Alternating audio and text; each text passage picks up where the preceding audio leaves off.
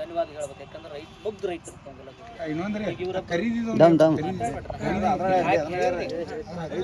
ಹೇಳಿವ್ರಿ. ಯಾಕಂದ್ರೆ ಅದನ್ನು ಹೇಳಿವ್ರಿ.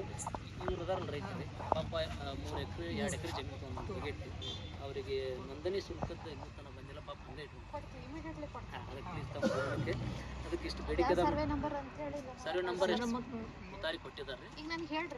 ಈಗ ಕೊಡಿಸ್ತಾರೆ ಮೇಡಮ್. ಬೇಡಿಕೆ ಅದಾರ ಮೇಡಮ್ ಅವರ ತಮಗೆ ಇನ್ನೊಂದು ನಾವು ನಾಳೆ ಸೋಮವಾರ ರಸ್ತೆ ತಡೆ ಮಾಡ್ಬೇಕಂತೇಳಿ ಎಲ್ಲರೂ ಕೂಡ ನಿರ್ಣಯ ಮಾಡಿದ್ವಿ. ನಮಗೆಲ್ಲ ರೈತರಿಗೆ ಬಂದ ಏನು ಒಂದು ಆಶ್ವಾಸನೆ ಕೊಟ್ಟಿದ್ರು. ಈ ಕುರ್ನ ತಮ್ಮ ಮುಖಾಂತರ ಹಿಡಿಯತ್ತವಂಥ ಆಶಯಭಾವನೆ ಐತಿ.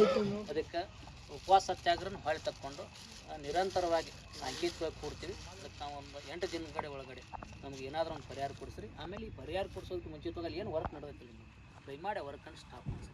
ಅಲ್ಲಿ ವರ್ಕ್ ಸ್ಟಾರ್ಟ್ ಆಯ್ತಂದ್ರೆ ನೀವು ಸ್ಟಾರ್ಟ್ ಆಗಿಬಿಡುತ್ತೆ. ನಾವು ಏನು ಮಾಡಿಬಿಡ್ತೀವಿ, ನಮ್ಮ ಇದಕ್ಕೆ ಹೋಗಿಬಿಡ್ತೀವಿ. ಅಂದ್ರೆ ಅಲ್ಲಿ ನಿಮ್ಗೆ ಇದಕ್ಕೆ ಬರ್ತೈತೆ ಅಂತೇಳಿ ತಮ್ಮ ಮುಖಾಂತರ ಈ ಮನವಿಯನ್ನು ಬರ್ರಿ.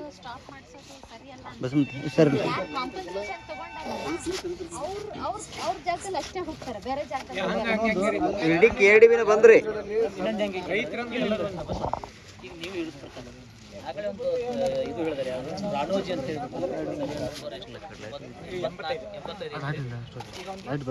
ದುಡ್ಡನ್ನು ತಗೊಂಡಿಲ್ಲ, ಹಂಗೆ ಅಲಾಟ್ಮೆಂಟ್ ಮಾಡಿದ್ದಾರೆ. ಅಲ್ಲಿ ವರ್ಕ್ ಮಾಡ್ತಾ ಇದಾರೆ. ನಾವು ಹೇಳಿದ್ವಿ ವರ್ಕ್ ಮಾಡಾಕಿದ್ದೀವಿ ಬೇಡ ಇದು ಕೊಡಿಸ್ರಿ ಅಂತ ಹೇಳಿ ಕೊಡ್ರಿ ಅದು ಹೇಳಿದಾಗ ಕೂಡ ಅದನ್ನ ಸ್ಟಾರ್ಟ್. ಮತ್ತೆ ಇನ್ನೊಂದು ಮೇಡಮ್ ದಯಮಾಡಿ ನಮ್ಮ ಏನು ಯಾಡಿಗೂ ಭೂಮಿ ಕಳ್ಕೊಂಡೇವಲ್ರಿ, ಒಬ್ಬರು ಅಧಿಕಾರಿಗಳಿಗೆ ಏನ್ರಿ ಸರ್ ಡಿ.ಒ ಸಾಹೇಬ್ರೆ ಸರ್ ನಿಮ್ಮ ಇದಕ್ಕೇನ್ರ ತಕರಾರು ಮಾಡಿ ನಾವು ಸ್ವತಃ ರೈತರ ಮುಂದೆ ನಿಂದಿರಿಸಿ ಅವ್ರಿಗೇನು ರೈತರು ಇದು ಮಾಡಿದ್ರೆ ಸಹಕಾರ ಕೊಟ್ಟು ರೋಡ್ ಮಾಡಿರಿ ನೀವು ಇದು ಬರ್ಲಿಕ್ಕೆ ನಾವು ಸಹಕಾರ ಕೊಟ್ಟಿವಿ.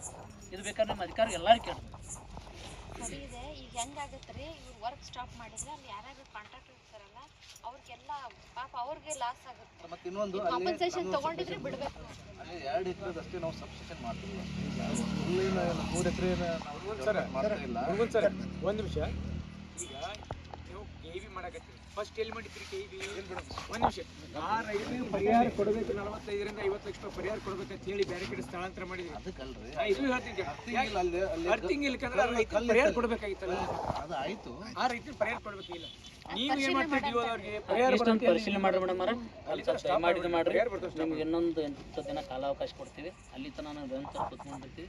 ನಾವು ಮಾಡ್ತಿರೋ ಅನ್ನೋದು ಆಶಾಭಾವನೆ ಐತಿ. ನಮ್ಗೆ ಸಿಹಿ ಸುದ್ದಿ ಆಲ್ರೆಡಿ ಕೊಟ್ಟಿದ್ದೀರಿ, ಅದನ್ನು ಕೊಡ್ತೀರಿ ಅಂತೇಳಿ ಮನವಿ ಮಾಡ್ಕೊಂಡು ತಾವು ಮನೆ ಕೆಲಸ ಬಂದ್ ಮಾಡ್ಲಿಲ್ಲ ಅಂದ್ರೆ ನಾವು ಬಂದ್ ಮಾಡಕ್ ಬರ್ತೇವೆ.